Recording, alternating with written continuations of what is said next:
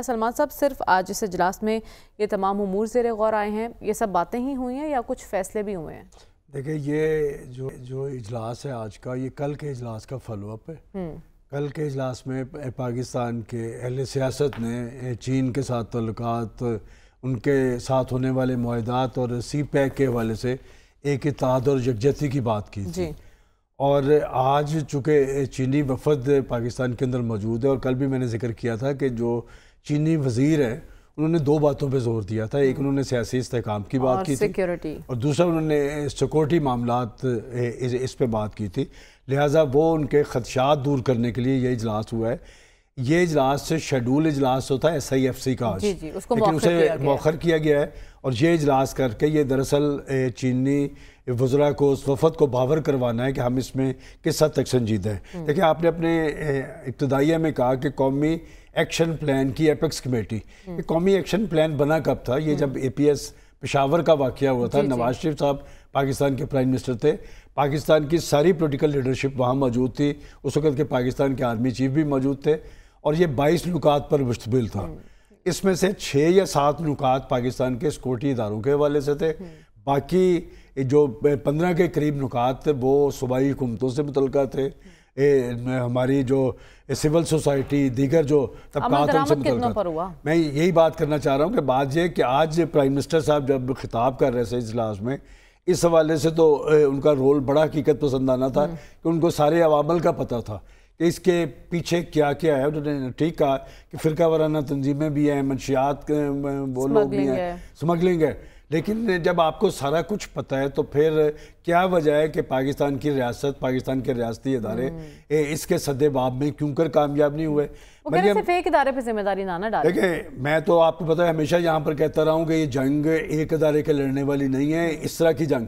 دیکھیں، آپ کے آئین پاکستان میں فوج کس لیے تیار ہوئی تھی؟ فوج نے آپ کی جغرافیائی سرحدوں کا تحفظ کرنا تھا، لیکن یہ دہشت گردی کی جنگ پاکستان پر کیوں کر مسلط ہوئی؟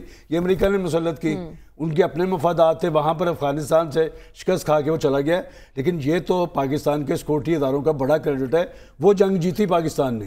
لیکن یہ جنگ، یہ بڑی خطرناک جنگ ہے، اس لیے کہ جب انہوں نے دیکھا کہ پاکستان ایک ایٹمی طاقت ہے اور یہ سی پیک کی گردان کر رہا ہے، چین سے معاملات بڑھانے کی کوشش ہو رہی ہے اور چین کے ساتھ معاہدات ہو رہے ہیں، اگر پاکستان اس خطے کے اندر کوئی بڑی معاشی طاقت بھی بن گیا تو پھر انڈیا یہاں پر کیا بیچے گا؟ لہٰذا یہ سارا دہشت گردی کا عمل اس کے پیچھے ہے۔ اور میں ہمیشہ ایک بات کہتا ہوں کہ جب ہم دہشت گردی کی وارداتوں کی بات کرتے ہیں تو آج تک جو دہشت گردی کا عمل ہوا ہے، میں یہ ماننے کے لیے تیار نہیں کہ انہیں مقامی سہولت کاروں کی تائید اور حمایت حاصل نہیں ہوتی۔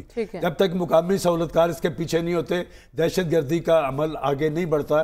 تو کیا اس وقت جو پرائم منسٹر صاحب نے جو باتیں کی ہیں، میرا خیال یہ چین کو باور کروانے کی کوشش ہے کہ ہم اس حوالے سے سنجیدہ ہیں، ممکنہ اقدامات کریں گے۔ اور یہ جب ہم فوج کی بات کرتے ہیں تو آپ نے کبھی یہ بات نوٹ کی ہے کہ صرف پاکستان کی فوج اور ہمارے سیکورٹی ادارے ٹارگٹ ہو رہے ہیں، دشمن ان کو کیوں ٹارگٹ کرتا ہے؟ اس کو اس لیے کر رہا ہے کہ انہیں یہ پتہ ہے کہ جب تک ہم انہیں کمزور نہیں کریں گے، ہمارا ایجنڈا اور مذموم ارادے پورے نہیں ہوں گے، اور کوئی ایسا دن نہیں جا رہا۔ دیکھیں، کل ہمارے 5 فوجی جوان شہید ہوئے، اور مجھے آج اچھا لگا کہ پاکستان کے پرائم منسٹر اور پاکستان کے سپہ سالار اکٹھے گئے، وہ مسیح نوجوان جو کل شہید ہوا ہے اس کے ہاں پہنچے ہیں۔ یہ جیسچر صرف ان تک محدود نہیں رہنا چاہیے۔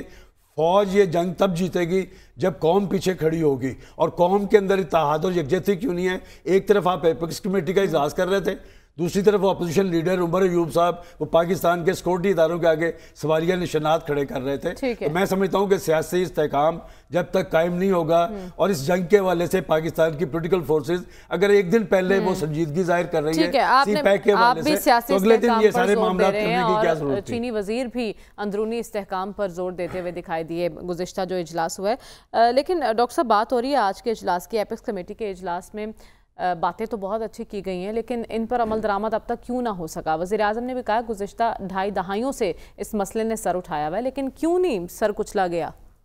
دیکھیے، ہماری جو پاکستان میں جو سب سے بڑی پرابلم ہے گورننس کی، وہ یہی ہے کہ آپ یکسوئی سے اور تسلسل سے ان چیلنجز کو ایڈریس نہیں کرتے جو پاکستان کو درپیش ہیں، بلکہ ہمارا ایک وقتی ری ایکشن ہوتا ہے۔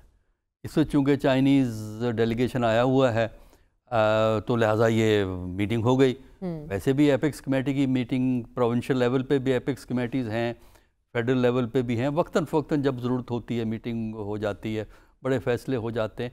اصل مسئلہ ہے امپلیمنٹیشن کا. دیکھیے اگر آپ نے ٹیررزم کو ایڈریس کرنا ہے تو اس کے ساتھ ساتھ انتہا پسندی, انتہا ایکسٹریمزم, یہ اس کا ایک لازمی حصہ ہے, کیونکہ ایکسٹریمزم سے پھر ٹیررزم کی طرف جایا جاتا ہے. اور اس میں جہاں اس کا ایک ملٹری پہلو ہے جس کو کہ ہمارے ملٹری ڈیل کرتی ہے, اور اس کے سویلین یا نان ملٹری ایسپیکٹس بھی ہیں جس کو نان کنیٹک ایسپیکٹس ہم کہتے ہیں, اور ان کو ایڈریس کرنے کے لیے ایک تسلسل سے پالیسی چاہیے. یہ نہیں ہے وبال سا اٹھا اب آپ اگلے 2-4 دنوں میں 2-4 ہفتوں میں ایکشن دیکھیں گے سول حکومت, پھر سول حکومت کوئی اور چکر پڑ جائے گا, وہ اس میں چلی جائے گی. تو اس میں دیکھیں, اس میں آپ کو اس کا تعلق ہے ذہن سے, اس کا تعلق ہے سوچ سے, اس کا تعلق ہے اقتصادیات سے, اس کا تعلق ہے معاشرے کے ماحول سے, اور یہ ایڈمنسٹریٹو ایکشن سے نہیں ہو سکتا. یہ پولیس نہیں کر سکتی, یہ گرفتاریاں نہیں کر سکتی. ذہنی سوچ کہاں کس طرح آپ تبدیل کریں گے؟ جب آپ پورے معاشرے کو یہ یقین دلائیں گے کہ حکومت وقت, کوئی حکومت بھی ہو, حکومت وقت جو کام کر رہی ہے وہ عوام کی فلاح کے لیے. جب آپ ریاست پہ اعتماد بڑھائیں گے تو آپ یہ دیکھیں گے لوگ غلط راستے پہ نہیں جائیں گے. اب بات یہ ہے کہ لوگوں کو ریاست سے خوف زدہ نہیں ہونا چاہیے, نہ ہی ریاست خوف کے ذریعے اپنے اقتدار کو ظاہر کرے, بلکہ عوام سے رسپیکٹ. جہاں رسپیکٹ ہوگی وہاں اس قسم کے معاملے کم ہوں گے. ہم نے رسپیکٹ کیوں کھو دی ہے اداروں نے, جو ہمارے ریاستی ادارے ہیں, خاص کر ہمارے سویلین جو ادارے ہیں, ان کی وہ حیثیت کیوں اتنی کمزور ہو گئی ہے؟ پھر آپ اپنے تعلیمی نظام پہ نظر ڈالیے, کیونکہ ذہن کو بنانے میں تعلیم کا بڑا رول ہے. آپ کے گھر کے ماحول, محلے کے ماحول کا بڑا رول ہے. دیکھیے تعلیم کی بات آئی نا, یہ آپ اکنامک سروے کو کوئی نہیں بات کرتا نا, کیونکہ اس میں نیگیٹو چیزیں ہیں نا. اکنامک سروے کے مطابق پاکستان نے پچھلے سال ایجوکیشن میں 1.5% جی ڈی پی خرچ کی ہے, اور ہیلتھ کیئر پہ فیڈرل حکومت کی بات کر رہا ہوں, صوبے بھی کرتے ہیں اس کے علاوہ. اچھا, تو فیڈرل حکومت نے 1.5% جی ڈی پی ایجوکیشن کو دی ہے, اور ہیلتھ کو فیڈرل حکومت نے 1% دیا ہے. یہ میرا ڈیٹا نہیں ہے, یہ اکنامک سروے میں آپ جا کے پڑھ لیں, آپ اس میں دیکھ لیں. اچھا, اس کے علاوہ صوبے بھی اس میں کچھ خرچ کرتے ہیں. آپ مجھے یہ بتائیے, جب آپ انسانی فلاح کے جو بنیادی کام ہے, ایجوکیشن ہے, ہیلتھ کیئر ہے, سیوک کمیونٹیز ہیں, اور ذہن کی پرورش ہے ایک خاص انداز میں, اس قسم کا سلوک کریں گے تو پھر لوگ تو جائیں گے اپنی مدد کے لیے ایکسٹریمسٹ آرگنائزیشن کے پاس. ایک جو انتہا پسندانہ سوچ جو ہے, اس کو اگر آپ نے روکنا ہے تو معاشرے کو تبدیل کرنا ہے. آپ کی پرائورٹیز حکومت بدلے, میٹنگیں نہ کرے.